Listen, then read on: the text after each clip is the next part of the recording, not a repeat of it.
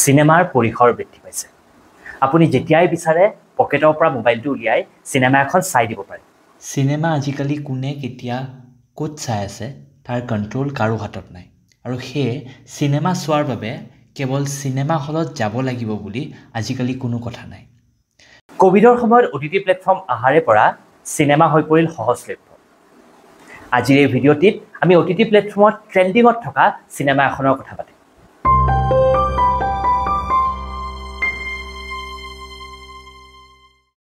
নমস্কাৰ সকলোকে মই সঞ্জীৱ কলিতা সিনেভিৰ এই নতুন ভিডিঅ'লৈ আপোনালোক সকলোকে স্বাগতম জনাইছোঁ আজিৰ এই ভিডিঅ'টিত আমি নেটফ্লিক্সত বৰ্তমান ট্ৰেন্ডিঙত থকা শশীকান্ত পৰিচালিত ছবি টেষ্টৰ কথা পাতিম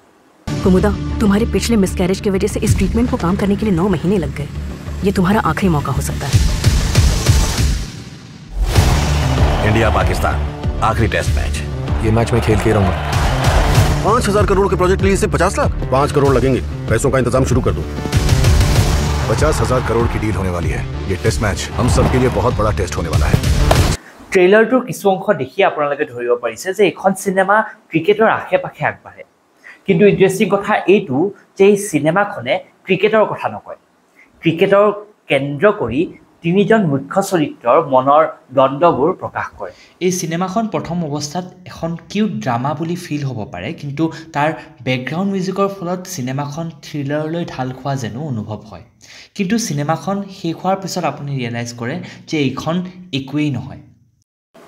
প্ৰথম কথা এই সিনেমাখনত ডিসকাস কৰিবলগীয়া কথা একোৱেই নাই প্ৰথমে আপোনাক এই সিনেমাখনে কিউৰিয়াছ কৰিব যে এইখন সিনেমাত কি হ'ব কিন্তু কাহিনীটি ইমানেই লাহেকৈ আগবাঢ়িব যে আপোনাৰ বুজিবলৈ টান হ'ব যে সিনেমাখন বাৰু কিহৰ ওপৰত সেই কনফিউজনৰ লগত আগবাঢ়ি থাকোঁতে হঠাৎ এটা মোমেণ্ট আহিব য'ত আপুনি নিজেই ডটছবোৰ কানেক্ট কৰি সিনেমাখনৰ কমপ্লিট কাহিনীটি বৰ সহজে অনুমান কৰি ল'ব পাৰিব প্ৰব্লেম প্ৰেডিক্টেবিলিটিত নাই প্ৰব্লেম তেতিয়াহে হয় যেতিয়া সেই অনুমানযোগ্য কাহিনীটিক এটি সঠিক ডাইৰেকশ্যন দিয়া নহয় ছেকেণ্ড হাফত সিনেমাখনে নিজৰ গতি হেৰাই পেলাই বুলিয়েই ক'ব লাগিব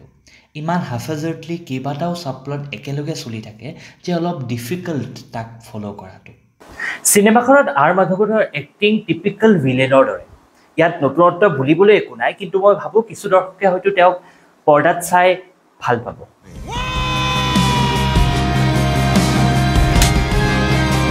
আনহাতে সিদ্ধাৰ্থৰ কথা কওঁতে ক'ব লাগিব যে সিদ্ধাৰ্থৰ ইয়াতকৈও ভাল এক্টিং কৰা চিনেমা আছে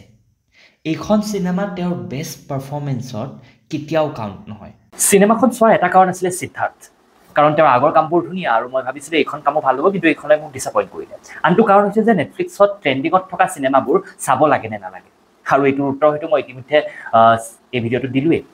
বাকী আপুনি নিজেই চাব আৰু নিজে এবাৰ নিজৰ কাৰণে ডিচাইড কৰিব আজিলৈ ইমানেই এখন নতুন চিনেমাৰ সৈতে আকৌ এবাৰ লগ পাম তেতিয়ালৈ চিনেমা চাই থাকিব আৰু চিনেমাৰ কথা পাতি থাকিব ধন্যবাদ